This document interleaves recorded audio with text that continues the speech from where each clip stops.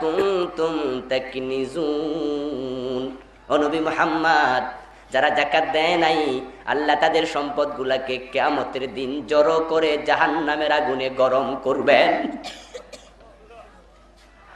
ও বন্ধু, কামার যেমন লোহা গরম করার পরে তাহা দিয়া দা বানায়, খন্তা বানায়, কামারের দোকানে লোহা গরম করতে দেখেছেন কিনা? যখন টকটকে লাল হয়ে যায় তখন তার মাঝে হাত দেয়া যাবে। জাহান্নামের আগুন দুনিয়ার আগুনে এসে 70 গুণ বেশি তেজওয়ালা।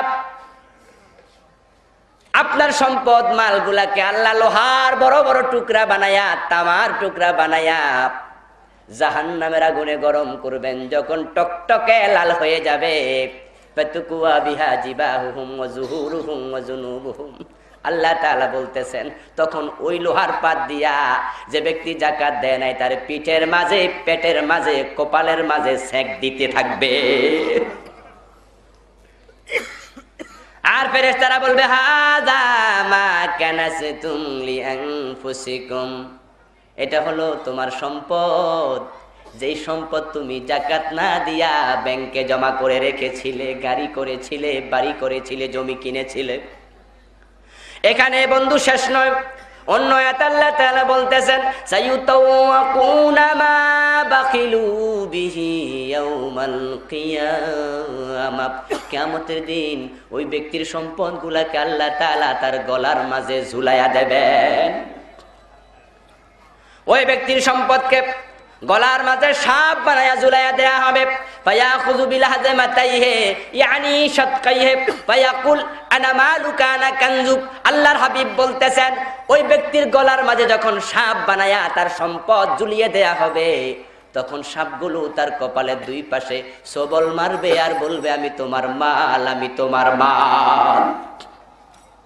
এখন আপনাদের একটা প্রশ্ন করতে চাই, কিয়ামতের মাঠে রেখে যেই লোকটার পেটের মাঝে, পিঠের মাঝে, কপালের মাঝে জাহান্নামের আগুন দিয়া সেক দেয়া শুরু হয়েছে এবং তার গলার মাঝে সাপ ঝুলাইয়া দেয়া হয়েছে, এই লোকটা জান্নাতি লোক নাকি জাহান্নামী? কিন্তু নামাজ রোজা কি কাজে লেগেছে তার? সে তো নামাজও পড়তো। যেমন আপনারা নামাজ পড়তেছেন, রোজা রাখতেছেন, কিন্তু যাকাত দিচ্ছেন না অনেকে। বন্ধুরা আমার, আরেকজন ব্যক্তি ধরেন নামাজ পড়েছে, রোজা রেখেছে, যাকাতও দিয়েছে, হজও করেছে, কিন্তু সুদ খায়, আবার নামাজ পড়ে এমন লোক আছে না নাই? ঘুষ খায়, নামাজ পড়ে আছে না নাই? মালে ভেজাল মিশায়, ওজনে কম দেয়, মানুষকে ধোকা দেয়, মিথ্যা কথা বলে, আবার নামাজ পড়ে। বন্ধু, শুধু নামাজই পড়ে না, মসজিদ কমিটির সভাপতিও বটে, মসজিদের সেক্রেটারি, মসজিদের প্রভাবশালী সদস্য, আবার নামাজি। এই মানুষটা যখন এলাকায় বিচার করতে যায় তখন ঘুষ খায়া বিচার উল্টায়া দেয়, আছে না নাই? সারা দেশে হাজার হাজার। বন্ধুরা আমার, এখন যেই ব্যক্তি সুদ খায় আবার নামাজ পড়ে, ওই ব্যক্তির নামাজ তাকে জান্নাতে নিতে পারবে নাকি? শুনুন, قال النبي صلى الله عليه وسلم أتيت ليلة أسري بي على قوم بطونهم كالبيوت فيها الحيات ترى من خارج بطونهم قلت يا جبريل من هؤلاء قال هؤلاء أكلة الربا। আল্লাহর হাবিব বলতেছেন যাচ্ছিলাম মেরাজের রাত্রিতে, দেখতে পেলাম একদল লোক, তাদেরকে জাহান্নামে শাস্তি দেয়া হচ্ছে, অত্যন্ত অভিনব শাস্তি। এক একজনের পেট হলো বড় বড় বাড়ির মতো, পেটের ভিতরে অজগর সাপ সবল মারতেছে। আমি আশ্চর্য হয়ে জিজ্ঞাসা করলাম, ভাই জিবরিল, এত কঠিন শাস্তি আল্লাহ তাদেরকে কেন দেয়? কি অপরাধ তাদের? জিবরিল আমিন বলল, কারণ তারা দুনিয়ায় সুদ খেয়েছে। ও বন্ধু, আপনি বলেন তো, যদি পেট বড় করায়া পেটের ভিতর অজগর সাপ আল্লাহ ঢুকিয়ে দেন, এটা জান্নাতি লোকের আলামত নাকি জাহান্নামী লোকের আলামত? এখন নামাজ কি কাজে লাগছে? ঘুষ খান, সুদ খান, আবার টুপি মাথায় দিয়া মসজিদে যান, লজ্জা করেন আপনার? কিভাবে আল্লাহর সাথে দুই নাম্বারি করতেছেন? শরীর মোটা করতেছেন, তাজা করতেছেন, করেন বন্ধু। দুনিয়ায় যেমন পেট বড় করছেন, আল্লাহ আখিরাতেও পেট বড় কইরা ছাড়বে। ঠিক না? গোশ খাইয়া খাইয়া বাবারে বাবা কত মোটা পেট মোটা হবে না কেন? কারণ বাজারের বড় মাছ তো ওরাই কিনে, 10 কেজি গোস্ত একাত্রে কিনে খাইতে বলে একাই 3 কেজি খাইয়ালা, পেট কত বড়। কারণ টাকা কামাইতে তো গোশ খাইতে কষ্ট নাই, সুদ খাইয়া টাকা কামাইতে কষ্ট নাই, খরচ করতে কষ্ট হয় না। এখন প্রশ্ন হলো, হুজুর গোশ খাইলাম সুদ খাইলাম নামাজ হবে না কেন? কারণটা কি? কারণ এবার শুনুন। কালান নবী সাল্লাল্লাহু আলাইহি ওয়াসাল্লাম মান ইশতারা সাওবান বিআশারাতি দারাহিম ফিহি দিরহামু হারামিন লাম ইয়াকবালিল্লাহু লাহু সালাতাহু মা দামা আলাইহি। আল্লাহর হাবিব বলতেছেন, যে ব্যক্তি 10 দিরহাম দিয়া 100 টাকা 500 টাকা 1000 টাকা দিয়ে একটা কাপড় কিনেছে, যদি ওই কাপড়ের মাঝে 999 টাকা হালাল থাকে, 1 টাকা হারাম থাকে। কয় টাকা হারাম? মাত্র 1 টাকা যদি হারাম থাকে, ওই কাপড় পরে যতই নামাজ পড়ুক আল্লাহ 1 রাকাত কবুল করবেন না। কালান নবী আলাইহিস সালাম লা ইয়াদখুলুল জান্নাতা লাহমুন নাবাতা মিনাস সু'তি ওয়া কুল্লু লাহমিন নাবাতা মিনাস সু'তি ফাকানাতিন নারু আওলা বিহি। আল্লাহর হাবিব বলতেছেন, হারাম খেয়ে খেয়ে যেই দেহটা মোটা হয়েছে, তাজা হয়েছে, রক্ত হয়েছে, মাংস হয়েছে, ওই হারাম খাওয়া দেহকে আল্লাহ কখনো জান্নাতে যেতে দেবেন না।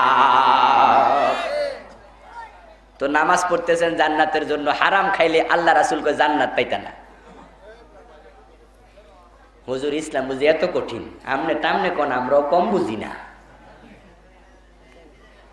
এজন্য বন্ধু আমার, যারা খুব বেশি বোঝে তারা সুদও খায়, আবার মসজিদে গিয়া টাকাও দেয়, সিনেমা হলও বানায়, সাথে সাথে আরেকটা মসজিদ বানায় রাখে। হুজুর আমরাও বুঝি সিনেমা হল দিলে গুনাহ হয়, মসজিদ দিলে সওয়াব হয়, ঠিক না? সুতরাং মসজিদের সওয়াবও আমি পাবো, সিনেমা হলের গুনাহও আমি পাবো।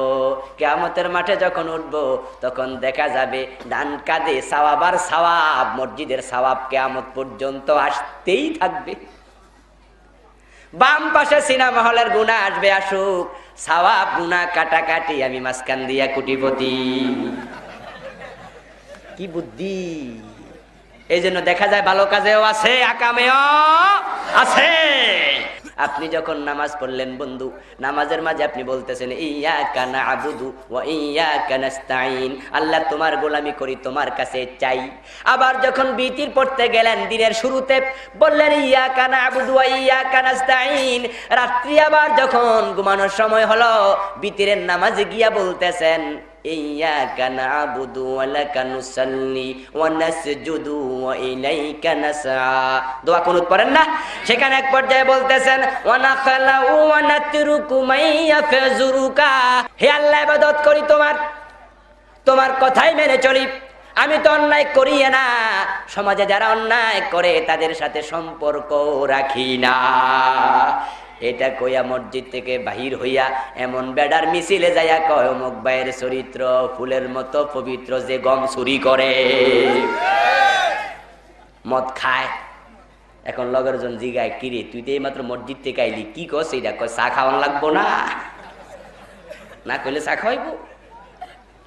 ও বন্ধুরা আমার, আপনি আল্লাহকে বললেন আল্লাহ যে গুনাহ করে তার সাথে সম্পর্ক রাখি না, অথচ মসজিদ থেকে বের হয়ে এমন লোকের সাথে হ্যান্ডশেক করলেন, কোলাকুলি করলেন, গলাগুলি করলেন, একই দোকানে বসে চা ভাগাভাগি কইরা খাইলেন, একই দোকানে বসে সিগারেট ভাগাভাগি কইরা খাইলেন। যেই লোকটা আল্লাহ এবং রাসূলের কথা শুনতে চায় না, যেই লোকগুলা ইসলামের দুশমন, আল্লাহর দুশমন, যারা সমাজ থেকে ইসলাম তুলে দিতে চায়, দেশ থেকে ইসলাম তুলে দিতে চায়, এমন লোকের সাথে হ্যান্ডশেক করলেন। তখন আল্লাহ তাআলা বলে, ও বান্দা কিছুক্ষণ আগে মসজিদে বললি কি, আর মসজিদ থেকে বের হয়ে করলি কি?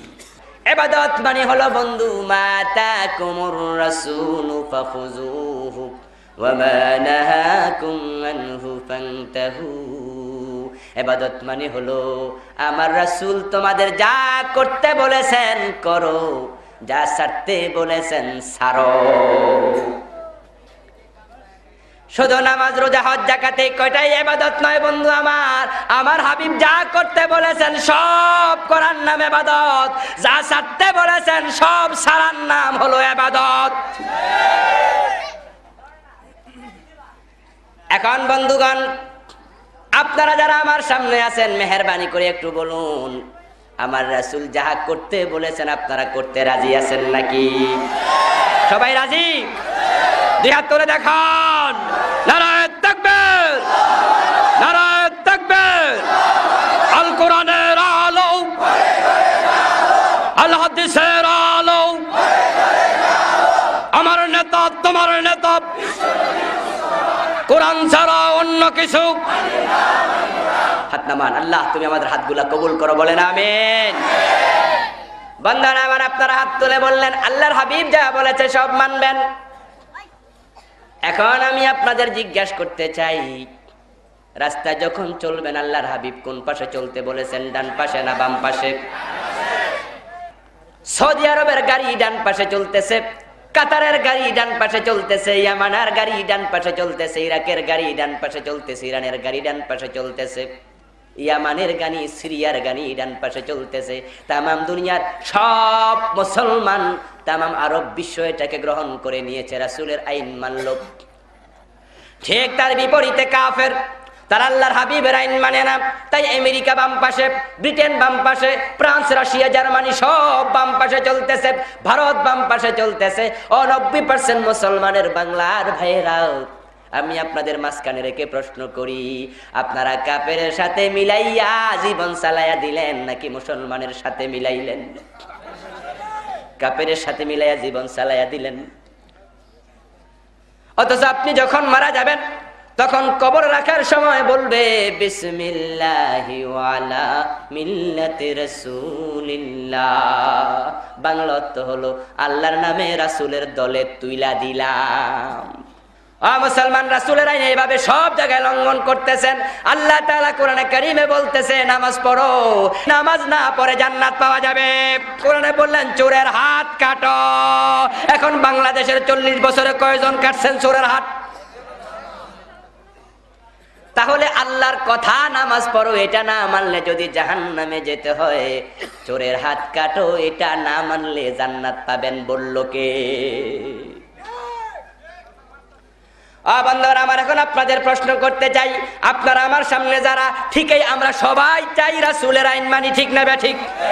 এই অন্তরের অনুভূতি সবার আছে আমি জানি, কিন্তু পরিবেশ নাই, পারি না দেশের আইন। এখন বন্ধু আপনাদের জিজ্ঞাসা করতে চাই, উল্টা চলো, উল্টা চলো, বাম পাশে চলো, এই আইনটা যারা লিখেছে বানিয়েছে তারা মানুষ না জিন? এখন এই আইন পরিবর্তন করার চেষ্টা করবে মানুষে না জিনে? আপনারা মানুষ না জিন? চেষ্টা করতেছেন তো?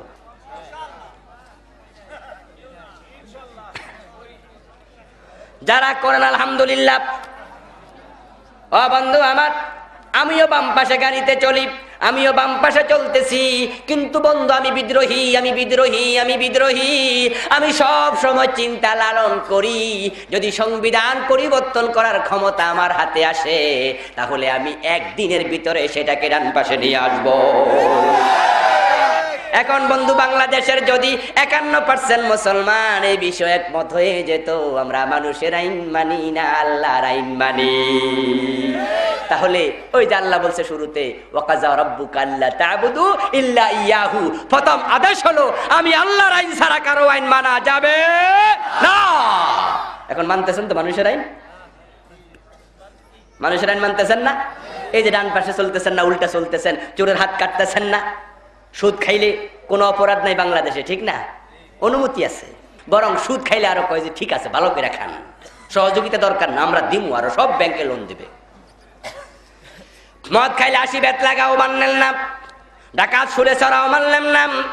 ও বন্ধুরা আমার, আল্লাহর আইন অর্ধেক মানলেন, অর্ধেক মানলেন না, কিছু কিছু গ্রহণ করলেন, কিছু কিছু গ্রহণ করলেন না।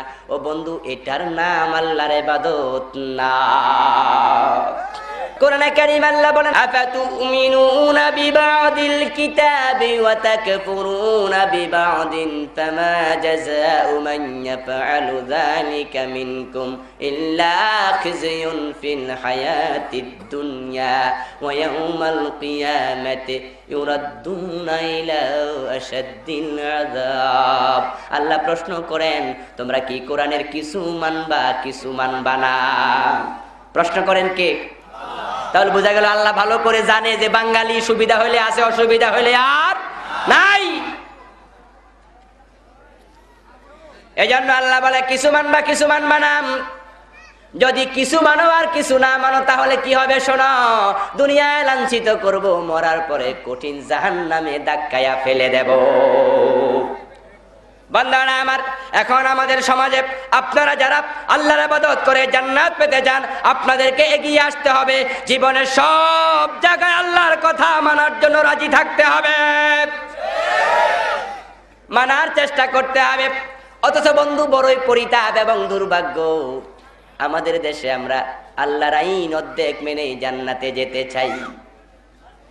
তাই তো দেখা যায় বন্ধুরা আমার, আমাদের মুসলমানদের অবস্থা এতটা খারাপ হয়ে গেছে, তারা এখন ইসলামের কিছু কিছু কয়েকটা দেখে দেখে বেছে নেয়, আর বাকিগুলা গ্রহণ করতে রাজি হয় না।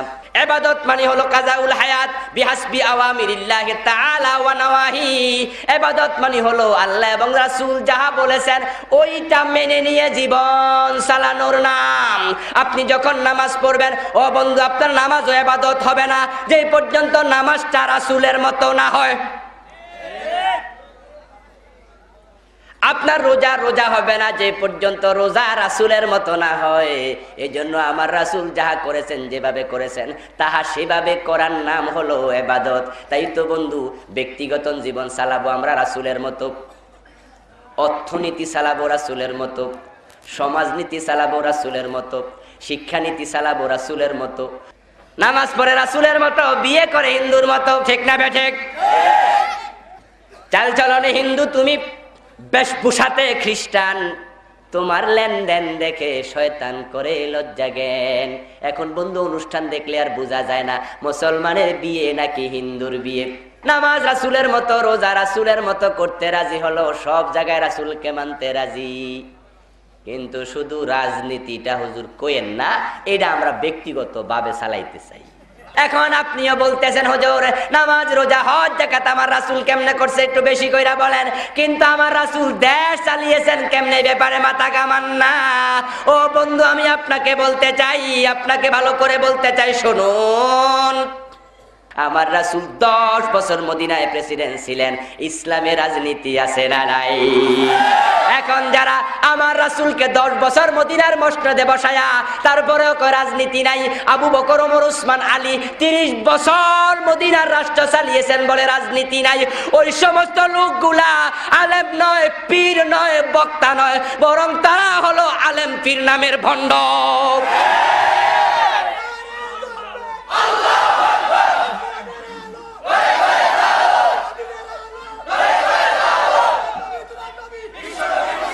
বাংলাদেশের যদি মাত্র 51% মুসলমান ভালো হয়ে যেত, বেশি লাগে না? তাহলে এই দেশটার চেহারাই পাল্টে যেত, ইসলাম মানা সহজ হয়ে যেত, আল্লাহর কোরআনের আলোকে সমাজ চলতো, দেশ চলতো, শান্তির পলগু ধারা সমাজের পরতে পরতে প্রবাহিত হতো। হযরত ওমরের সময় যেমন তামাম আরব বিশ্বে চোর ছিল না, ডাকাত ছিল না, রাহাজানি ছিল না, চিন্তায় ছিল না, ইয়ামানের সেই সাবা থেকে শুরু করে হাদ্রামাউত পর্যন্ত যুবতী নারী যদি রাত্রিবেলায় মাথার মাঝে স্বর্ণের বোঝা নিয়ে একা একা চলতো, কেউ জিজ্ঞাসা করার সাহস ছিল না তোমার বাড়ি কোথায়। সেটা ইসলাম দেখিয়ে দিয়েছে শান্তির সেই সমাজ। সেই ইসলাম মানলে কি আজকে শান্তি আসতে পারে না? আজকে পারে না? আল্লাহ তাআলা আপনাকে, আমাকে, আমাদের সকলকে ইবাদত বুঝে, ইবাদতের হাকিকত বুঝে ইবাদত করার মাধ্যমে আল্লাহর জান্নাতে সবাইকে যাওয়ার তৌফিক দান করুক, বলি আমিন। হাযা মা ইনদি ওয়াল ইলমু ইনদাল্লাহ আলাইহি তাওয়াক্কালতু ওয়া ইলাইহি উনীব।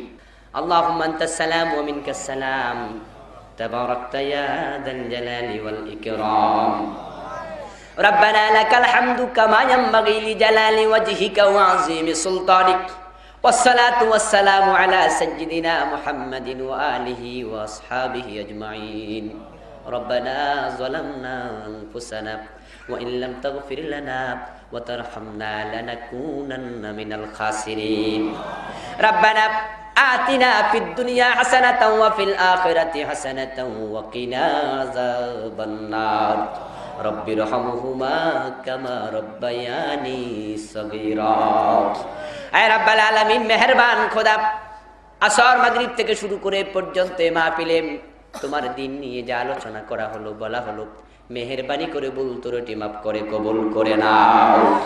আমাদের সালাম, আমাদের হাদিয়া তোমার বন্ধুর রওজা পবিত্র সোনার মদিনায় পৌঁছায়া দাও। এ আল্লাহ, তামাম দুনিয়ার মাটির নিচে যত মুমিনিন মুমিনাত অন্ধকার কবরে মেহেরবানি করে সকলের কবরে সওয়াব পৌঁছায়া দাও। এ আল্লাহ, খাস করে আমরা যারা হাত তুলেছি, কারো মা নাই, কারো বাবা নাই। হে আল্লাহ, বাড়ির পাশের বাঁশ গাছের নিচে, জাম গাছের নিচে, আম গাছের নিচে, কলা গাছের নিচে মাত্র 2.5 হাত মাটির ভিতরে এ আল্লাহ জনম দুঃখী মা, এ আল্লাহ জনম দুঃখী বাবা অন্ধকার কবরে শায়িত, জানি না কবর তাদের সাথে কি আচরণ করতেছে। এ আল্লাহ, জানি না কার মায়ের কবরে বাপের কবরে জাহান্নামের আগুন দাউ দাউ করে জ্বলতেছে।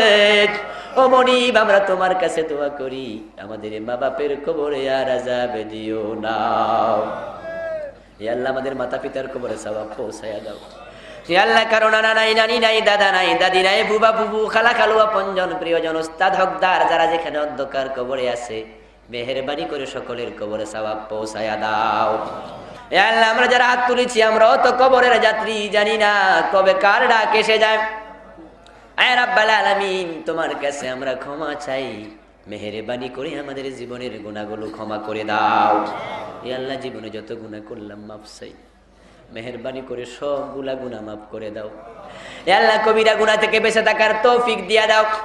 এ আল্লাহ, সুদ থেকে, ঘুষ থেকে, অন্যায় থেকে, অনাচার থেকে, হে আল্লাহ যাবতীয় শয়তানি ওয়াসওয়াসা থেকে আমাদের মাহফুজ থাকার তৌফিক দিয়া দাও। আয় রাব্বুল আলামিন, পুরাটি জিন্দেগি তোমার গোলামির অধীনে কাটানোর তৌফিক দিয়া দাও। এ আল্লাহ, তোমার গোলামি করতে করতে জীবন কাটায়া কালেমা পড়তে পড়তে দুনিয়া থেকে বিদায় নেয়ার তৌফিক দিয়া দাও। এ আল্লাহ, আমাদের দেশের সব মুসলমানের অন্তরে ইসলামের মহাব্বত ঢুকাইয়া দাও। এ আল্লাহ, যারা আমরা হাত তুলেছি, আমাদের সকলের অন্তরে কোরআনের মহাব্বত ঢুকাইয়া দাও। এ আল্লাহ, সমাজ কোরআন দিয়ে চলতেছে, এই দেশ কোরআন দিয়ে চলতেছে, এই দেশের সব মানুষ কোরআন হাদিসের আইন মেনে চলতেছে, এমন একটি সুন্দর সমাজ দেখে যাওয়ার তৌফিক আমাদের দিয়া দাও। تقبل دعاءنا يا مجيب السائلين صل وسلم وبارك على حبيبنا محمد وآله وأصحابه أجمعين وارحمنا وانصرنا واجعل آخر كلامنا عند الموت لا إله إلا الله محمد رسول الله. السلام عليكم ورحمة الله وبركاته.